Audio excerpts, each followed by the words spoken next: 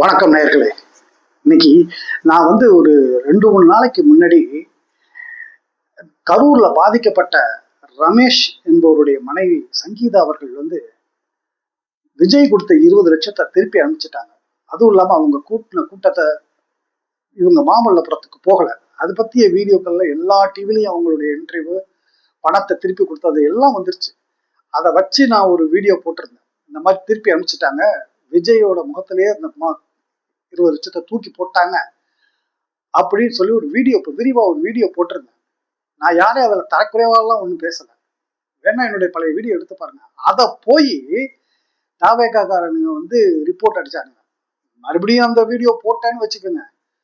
அதுக்கப்புறம் அந்த வீடியோல அந்த பொண்ணு பணத்தை திருப்பி அனுப்பிச்சிருச்சு. தாவேக்காரனுங்க எவ்வளவு கேவலமா அந்த பொண்ணை, அதாவது வார்த்தையால சொல்ல முடியாத அளவுக்கெல்லாம் அந்த பொண்ணை திட்டி போட்டிருக்கானுங்க.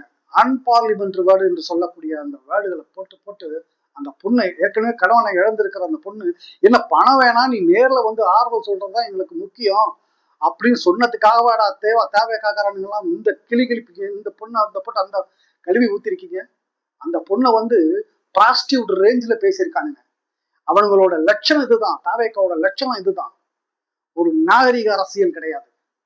மிக கேவலமாக அந்த பொண்ணை வர்ணிச்சு, அது இது இல்லாம அந்த பொண்ணு திமுகவா? ஏடா, அந்த பொண்ணு பணம் வேணான்னுச்சுன்னா அந்த பொண்ணு திமுகவா? அந்த பொண்ணு எல்லா டிவிக்கும் தானடா இன்டர்வியூ கொடுத்துருக்கு. அப்ப அங்க சொல்ல வேண்டியதானே, பாதிக்கப்பட்ட பொண்ணை எந்த அளவுக்கு நடத்துறீங்க? இன்னைய வரைக்கும் அந்த பொண்ணு பணத்தை திருப்பி அனுப்பிச்சிடுச்சு, ஏன் திருப்பி ஏது அனுப்பிச்சிச்சுன்னு விஜய் எங்காவது கேட்டப்பல? நடிகன்டா, கிட்டத்தட்ட 100 படத்துக்கு மேல நடிச்சிருக்கிறான் அந்த ஆளு.